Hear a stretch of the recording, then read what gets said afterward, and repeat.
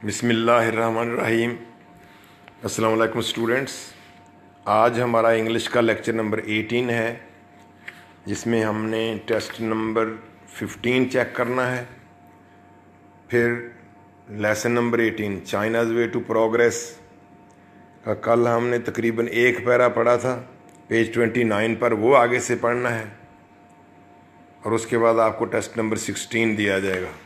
तो आइए फिर टेस्ट चेक करें। टेस्ट नंबर 15 जो माई फाइनेंशियल करियर के आखिरी हिस्से के बारे में है। तो number 1 ghastly, death like, beta और डेथ लाइक, मुर्दों की तरह पीला पड़ा हुआ हो रंग, उसको कहते हैं। और नंबर 2 कन्वल्सिव, हलचल वाला, जैसे दौरे पड़े हुए हों। जर्की, चार्ली और जर्की, झटकों वाला। पोक्ड, वो जो पैसों की गेंद थी वो फेंकी थी उसने, उसको पोक कहा गया था। चार्ली और थ्रू, फेंका। इनवैलिड, यहाँ इसका माना बीमार है। अल्फा और disabled. Number 5 Conjuring trick, alpha और मैजिक फीट, शोभदाबाजी का कोई करतब जैसे दिखा रहा हो।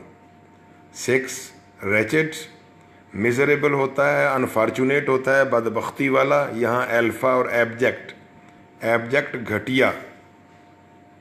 इंटेंड 7 पे आ जाए। इंटेंड इरादा होना, इरादा करना। हैव इंटेंशन, अल्फा और हैव इंटेंशन, इंटेंशन नीयत को कहते हैं। 8 स्ट्रक मी, तो मेरे जहन में आया, अल्फा और अकर्ड टू मी।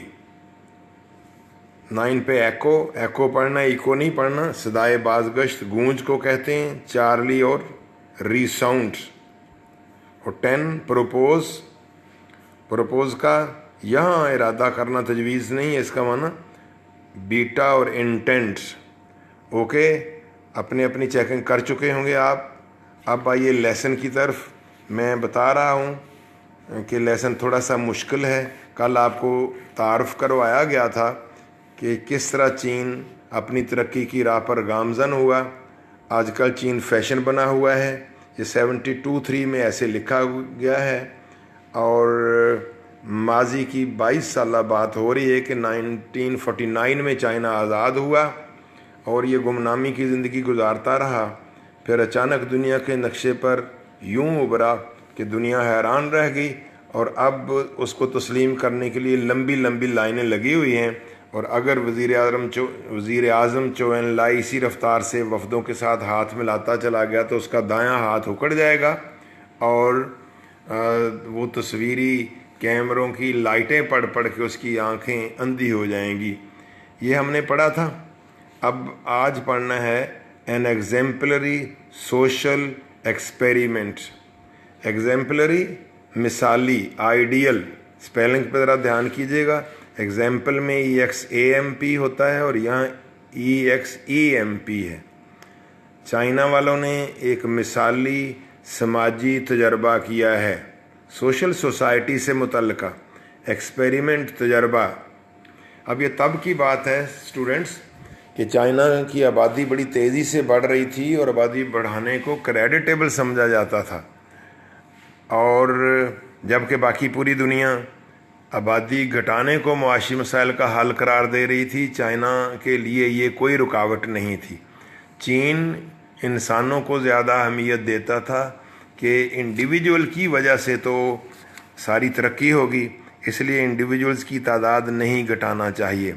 मैं बार बार बता रहा हूँ कि अब मौजूदा पॉलिसी चीन की तब वाली पॉलिसी से मुख्तलिफ है। तो चीन ने एक मिसाली समाजी तजर्बा किया। When confronting the enigma of the Chinese planet, एक एक लफ्ज़ मुश्किल होगा।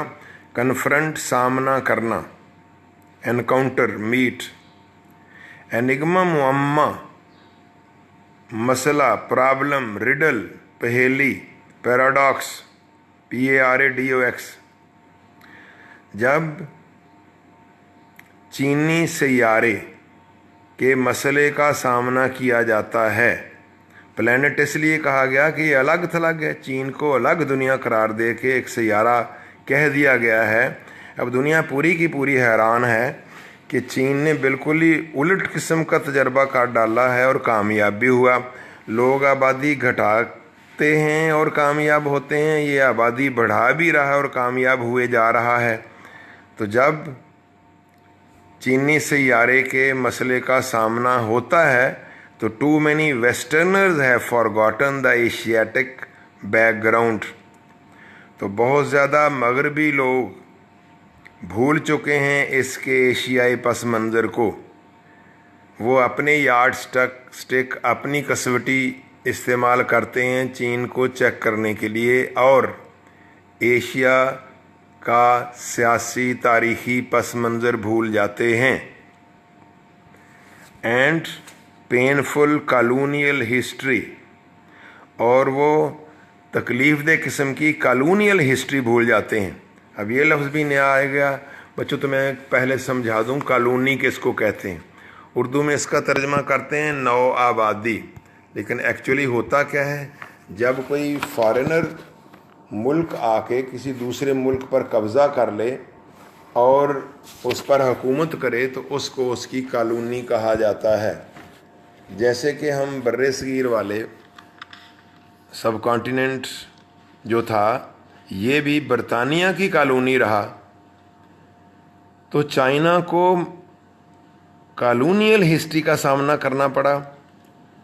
1912 में ये बादशाह से तो आज़ाद हुआ, लेकिन फिर आपस में बड़ी लड़ाइयाँ हुईं और बहुत सारे मुल्कों का इस पर कब्ज़ा रहा, मुख्तलिफ़ हिस्सों पर तकरीबन मुसलसल लड़ाई की दुनिया जारी रही।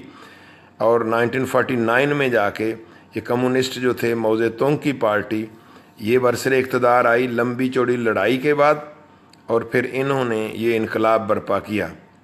दोबारा जुमला पढ़ें, एक ही जुमला अभी तक हम पढ़े जा रहे हैं कि जब चीनी सैयारे के मसले का सामना करते हैं तो बहुत सारे मगरबी लोग एशिया के पस मंज़र को, एशिया के हिस्ट्री को और तकलीफ़देह कॉलोनियल हिस्ट्री को, नौआबादियाती हिस्ट्री को भूल जाते हैं।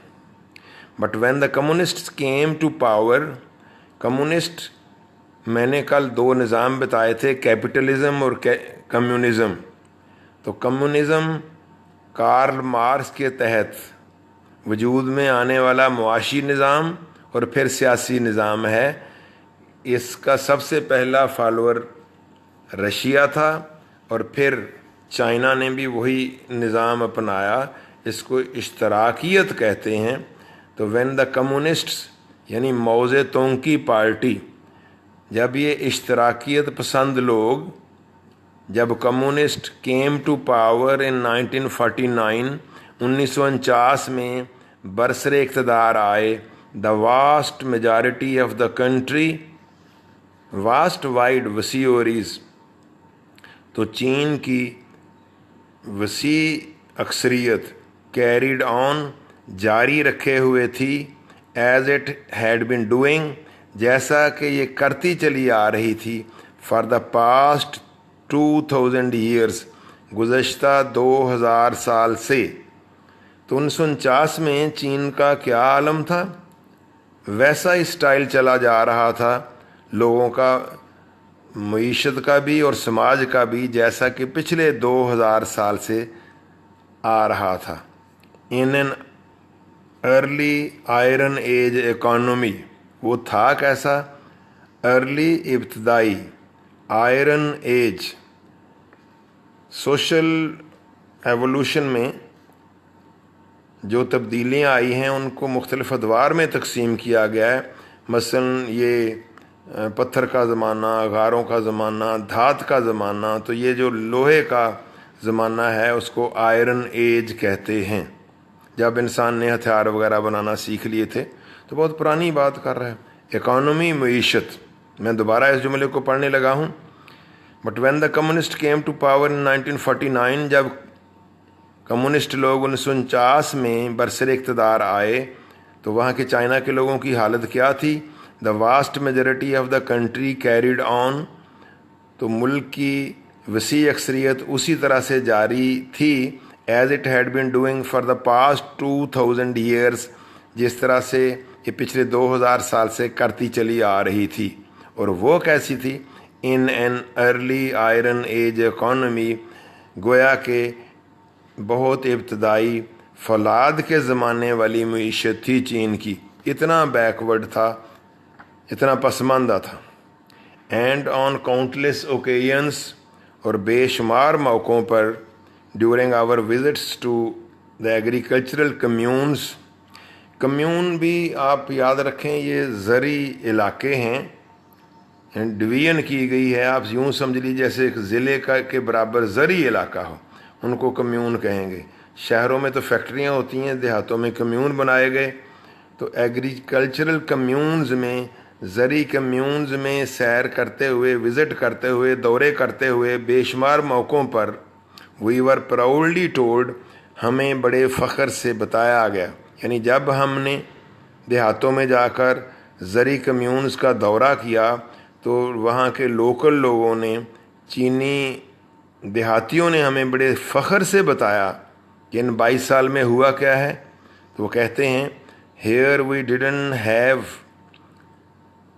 didn't even have the life of the oxen and horses. यहाँ हमारी ज़िंदगी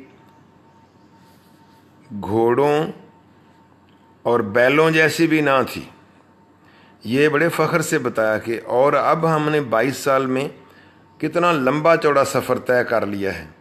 आप मुसन्नफ़ थोड़ा सा और हिस्टोरिकल बैकग्राउंड डिस्कस करते हैं और कहते हैं, compare to China in 1949, Russia in 1917 didn't have the grim inheritance of a century of shattering multi colonial experience. दोनों मुल्क आज़ाद हुए। रशिया में 1917 में खूनी इनकलाब आया, बादशाह का तख्ता उल्टा गया लेनिन की अंडर लीडरशिप, तो वहाँ भी कम्युनिस्ट बरसर इक़्तिदार आए। चाइना में 1949 में कम्युनिस्ट बरसर इक़्तिदार आए, लेकिन अब दोनों का तारीख़ी मुआजना हो रहा है और मुसन्नफ़ कह रहे हैं कि रशिया जब आज़ाद हुआ तकरीबन 40-50 साल इससे पहले, तो उसको इस तरह के मसाइल का सामना नहीं था जिस तरह के चाइना को 1949 में था। एक तो चाइना उससे काफ़ी साल बाद में आज़ाद हुआ, और दूसरा चाइना की हिस्ट्री बड़ी खौफनाक थी। वो आगे ज़िक्र आ रहा है मुख्तसर से लफ्ज़ों में कि इस पर कई सारे लोगों की हुकूमत रही हुई थी जिसके बड़े ख़राब नतीजे निकले थे, जबकि रशिया में बिल्कुल ऐसे नहीं हुआ था। रशिया पर सिर्फ अपनी ही, उनके हम वतनों की ही बादशाहों की हुकूमत रही थी, बस निज़ाम बदला था। तो दोबारा पढ़ें, compare to China in 1949, Russia in 1917 did not have the grim inheritance of a century of shattering multi colonial experience. तो 1949 के चाइना से अगर 1917 के रशिया का मुकाबला किया जाए तो रशिया को उस तरह की ग्रिम इनहेरिटेंस का सामना ना था। ग्रिम शॉकिंग, खौफनाक, इनहेरिटेंस विरसा, विरासत, लेगेसी, LEGACY, सेंचुरी पूरी सदी, शैटरिंग बखेर देने वाला, तोड़ फोड़ कर देने वाला, breaking, multi colonial experience. Multi colonial में बता चुका हूँ, यानी यूँ कहिए ना कि कभी जापानीज़ की हुकूमत, कभी रशिया की हुकूमत, कभी अमेरिका की हुकूमत, कभी किसी की हुकूमत, तो बंदे को पता ही ना चले कि मुझ पर किसकी हुकूमत होनी है। बिल्कुल ऐसी, जब जैसे एक मुल्क आए तो अपना मज़हब, अपनी ज़बान, अपना लिबास ठोंसे, फिर दूसरा आए तो वो अपना कल्चर पूरे का पूरा नाफज करने की कोशिश करे, तीसरा आए तो वो अपनी रिवायत उस पर पूरी की पूरी इम्पोज़ करे। तो ये है मल्टी कॉलोनियल एक्सपीरियंस जिसका चीन को सामना करना पड़ा, जिससे चीन टूट फूट गया, जबकि रशिया को इस तरह के मल्टी कॉलोनियल और शैटरिंग एक्सपीरियंस का सामना ना था, और ये एक पूरी सदी चाइना को इस तरह के हालात में से गुजरना पड़ा। Russia never suffered China's fate of such a sharp and pervasive western impact. Russia को कभी भी चीन वाली तकदीर का सामना नहीं करना पड़ा। सफ़र फ्राम तो मुबतला होना, जैसे ही ये सफ़रिंग फ्राम टीवी, लेकिन सिर्फ सफ़र हो तो में से गुज़रना, बर्दाश्त करना। फेट, डेस्टिनी, तकदीर of such a sharp and pervasive western impact, इस कदर शार्प, तेज़ और परवेसिव, परवेड करना जाने वाला, डोमिनेंट किस्म का, छा जाने वाला वेस्टर्न इम्पैक्ट, मगरबी असर। रशिया को कभी भी चीन की तकदीर का सामना ना करना पड़ा जिस पर कि इस कदर गालिब मगरबी असर रहा। दैट इट वाज फोर्स्ड, जिस पर चीन को मजबूर किया गया था। Together with many other Asiatic civilisations, दीगर बहुत सारी एशियाई तहजीबों के साथ साथ चीन को जो मजबूर किया गया कि इस तरह के तोड़ फोड़ कर देने वाले कसीर नौबादियाती तजर्बे में से गुजरे, तो रशिया को उसको सामना नहीं करना पड़ा था। Into a kind of national schizophrenia, ये एक नफ्सियाती बीमारी होती है बेटो। कुछ लोग इसको स्किज़ोफ्रेनिया, कोई शिज़ोफ्रेनिया पढ़ लेते हैं, बिल्कुल ऐसे ही जैसे सजेशन, कोई कहते हैं कोई कुछ, तो जिसका सही प्रोनाउंसिएशन सजेशन है, तो इसका सही तलफ़्फ़ुज़ तो स्किट्साफ्रेनिया है, एक पागलपन है। तो हम इसका माना कर लेंगे फियर, खौफ, फोबिया। एक तरह के कौमी स्किट्साफ्रेनिया में, कौमी खौफ में से चीन को गुजरना पड़ा। Not just in terms of split economy, in terms of के लिहाज से, के अल्फाज में। ना सिर्फ ये हुआ, इस तरह का मल्टी कॉलोनियल तजर्बा करने की वजह से, मुख्तलिफ ममालिक के हुकूमत करने की वजह से, उनके कल्चर के डोमिनेट करने की वजह से, ना सिर्फ ये नतीजा निकला कि चीन की मीशत टूट फूट गई, टुकड़े टुकड़े हो गई, बट अबव ऑल, बल्कि सबसे बढ़कर in terms of a split culture, इन मानों में भी कि उनका कल्चर भी, सकाफत भी टूट फूट गई, एंड अ स्प्लिट पर्सनैलिटी, उनकी शख्सियत भी टूट फूट गई। ये हशर हुआ चीन का। तो इस तारीख़ी पस मंज़र से, जिसका रशिया को सामना नहीं करना पड़ा, फिर उभर के आना, फिर तरक्की करना, ये ज़्यादा क्रेडिट जाता है। तो मगरब वालों को चाहिए कि जब तज्ज़िया करें तो वो इस एशियाटिक बैकग्राउंड को और पेनफुल कॉलोनियल हिस्ट्री को ज़रूर मद्देनज़र रखें, जिसमें से चाइना को गुज़रना पड़ा। तो स्टूडेंट्स, पैरा ख़त्म हुआ, लेकिन साथ ही लगता है आपको पसीना भी आ रहा होगा। अगर कुछ मुश्किल हो तो आप मैसेज करके पूछ सकते हैं, बार बार सुन लें, फिर समझ आ जाएगी। अब आगे, अब प्रोग्रेस क्या हुई है उसका तज़किरा हो रहा है। In China the individual has been rescued from the aftermath of this unfortunate heritage. Individual फ़र्द रिस्क्यूड, उसको निजात मिल गई है। आफ्टरमैथ, रिजल्ट्स, कॉन्सिक्वेंसेस, नताइज से। अनफॉर्चुनेट हेरिटेज, बदकिस्मती वाला विरसा, और ये इसका जिक्र पहले आ चुका है, जिसको उधर लेगेसी कहा गया था, इनहेरिटेंस कहा गया था, यहाँ हेरिटेज कहा गया। तो चीन में फ़र्द को इस बदकिस्मत मीरास, बदकिस्मत विरसे के नताइज से निजात मिल गई है। किस तरह से भला? By the new found companionship, कि नई रजीम ने आके, नई हुकूमत ने आके, मौज़तों की हुकूमत ने आके उनको एक चीज़ दी, और वो थी न्यू फाउंड कंपेनियनशिप, नई नई मिलने वाली कंपेनियनशिप, दोस्ती, साथ। इन्होंने ये नज़रिया दिया कि सारे चाइनीज़ एक कौम हैं और सब मिलकर काम करेंगे और सब के लिए काम करेंगे। वही लोग जो चीन के बारे में तो मशहूर था ना कि लैंड ऑफ ओपियम ईटर्स है, नशा करने वालों की सरजमीन, अफ्यून खाने वालों की सरजमीन। अब क्या हुआ है, सब एक दूसरे के दोस्त मिल गए। ये एक वजह बनी कंपेनियनशिप जिससे कोऑपरेशन जन्म लेता है। नंबर 2 कॉमन पर्पस, मुश्तरका मफाद। और number 3 and discipline of mass organization. Mass organization वसी पैमाने पर तंजीम, नज़्म नस्क, वजूद में आ जाना।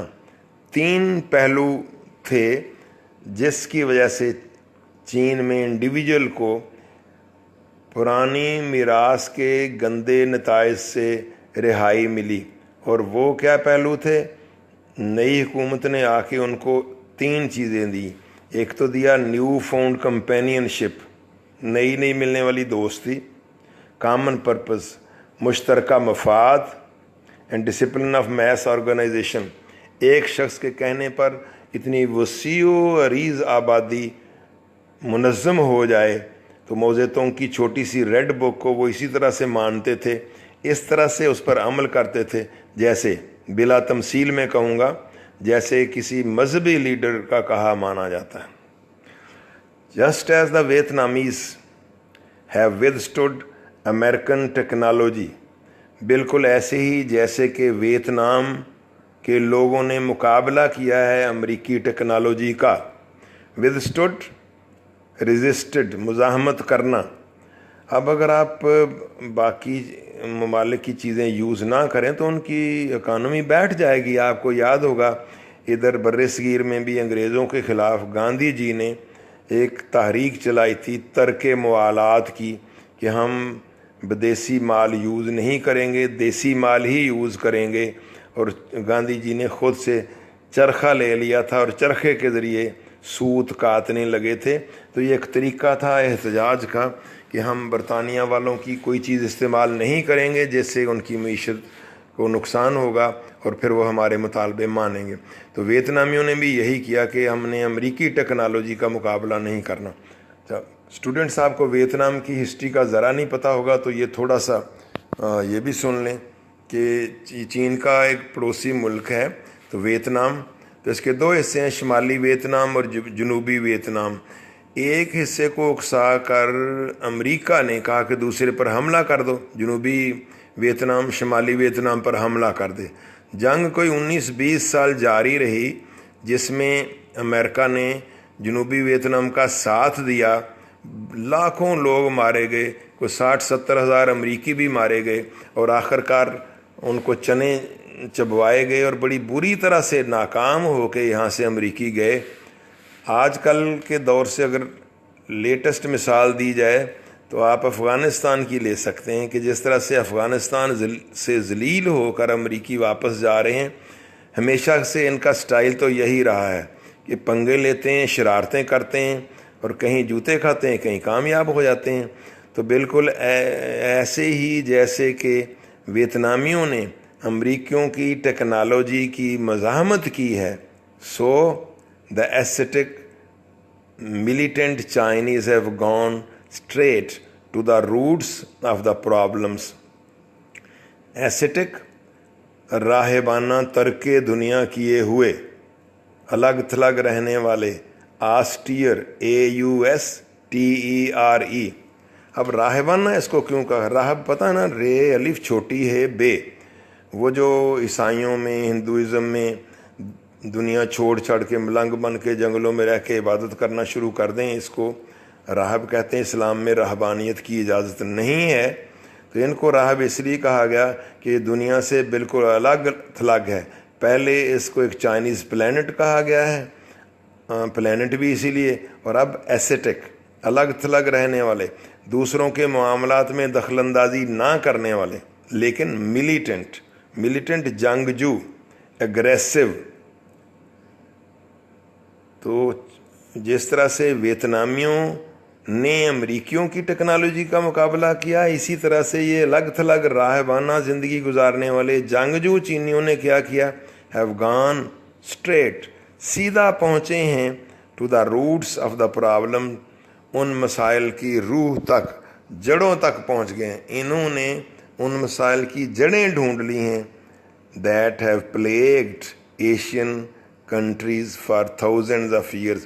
प्लेग ताउन की बीमारी को कहते हैं, वबा को, यानी पेंट, तो वो मसले जो हज़ारों साल से एशियाई ममालिक के लिए मुसीबत बने रहे हैं, अब इन मिलिटेंट एस्थेटिक चाइनीज़ ने उनकी जड़ों को पकड़ लिया है, तशख़ीस कर लिया कि बीमारी क्या है। अब जब मसले की जड़ पकड़ ली जाएगी, वजह का पता चल जाएगा, बीमारी की तशख़ीस हो जाएगी, तो उसका इलाज भी मिल जाएगा। तो चीनियों ने वजह ढूंढ ली है कि मसाइल की काज़ेज़ क्या हैं, और वो मसाइल क्या थे। आगे ये पेज बच्चों ख़त्म हो रहा है 29, ये थोड़ा सा पढ़ के हम बस करेंगे। तो मसाइल ये थे हज़ारों साल से, द लैक ऑफ फूड, खुराक की कमी, and low levels of nutrition, ग़िज़ाइयत का लो लेवल, निचली सतह, बड़ी गंदी घटिया ग़िज़ा मिलती थी। ये मसाइल रहे हैं एशिया की तहज़ीबों को। Gross inequalities of income and consumption, gross serious संजीदा, इनइक्वालिटीज़ अदम मसावात, डिस्पैरिटी DISPARITY बराबर ना होना, इनकम आमदनी, एंड कंजम्पशन खर्च। क्या मतलब हुआ इसका? स्टूडेंट्स ज़रा सादा लफ्ज़ों में समझें। आपकी आमदनी हो 500 रुपया और ख़र्च हो आपका 1500 रुपया, ये है inequality of income and consumption. ये बहुत बड़ा मसला है गरीब मुल्कों का। तो एशिया की तहज़ीबों का ये भी एक बहुत बड़ा मसला था। और अनएम्प्लॉयमेंट, बेरोज़गारी, जॉबलेसनेस, और क्या मसला, and a sense of social uselessness, और ये एहसास कि हम समाजी तौर पर बिल्कुल बेकार हैं। इस तरह की जानवरों की ज़िंदगी गुजार के मर गए तो फ़ायदा क्या, ख़ासकर जब ग़ुलामी की ज़िंदगी गुजारी हो और वो भी मल्टी कॉलोनियल पेनफुल एक्सपीरियंस हुआ हो, तो इंसान सोचता है कि मैं दुनिया में ही क्यों आया। ये सारे मसले थे। And the blind expansion of the cities, blind अंधाधुंध, एक्सपेंशन वसी होना, ग्रोथ, सिटीज़ शहरों का अंधाधुंध वसी होते चले जाना। ये थे मसाइल जो हज़ारों साल से एशिया के दीगर ममालिक को प्लेग करते चले आ रहे थे, तंग करते चले आ रहे थे। चीन ने सीधा उनकी जड़ों को ढूंढा है। एक बार फिर मसाइल देख लें जो पेज 30 के ऊपर की 2 लाइनों में आ रहे हैं। वो मसाइल थे lack of food and low level of nutrition, खुराक की कमी और ग़िज़ाइयत की घटिया सतह, gross inequalities of income and consumption, आमदनी और सर्फ में बड़ी शदीद किस्म का अदम तवाज़न, अनएम्प्लॉयमेंट, बेरोज़गारी, and a sense of social uselessness, और समाजी तौर पर बेकार होने का एहसास, and the blind expansion of the cities, और शहरों का अंधाधुंध फैलते चले जाना, जैसा कि वेस्ट में हुआ, जैसा कि हमारे यहाँ भी हो रहा है। तो देहात बर्बाद हो गए, इकानमी डिस्टर्ब हो गई।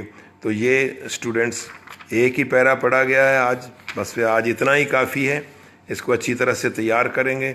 अब आगे अभी तक भी हिस्ट्री चली थी और थोड़ा सा ये भी बताया कि मौज़ेतुंग की पार्टी की क़यादत के आने के बाद किस तरह से उनको एक कंपेनियनशिप दी गई, एक कॉमन पर्पस दिया गया, मैस ऑर्गेनाइजेशन दी गई, और इस तरह से मसाइल का हल हो गया। और इसके लिए उन्होंने प्रैक्टिकल क्या स्टेप उठाया, उम्मीद है कल हम ये पढ़ पाएंगे। पेज 30 पर डिसेंट्रलाइज्ड इकोनॉमी हम यहाँ से आगाज़ करेंगे। Thank you very much. अस्सलाम वालेकुम वरहमतुल्लाह डियर स्टूडेंट्स।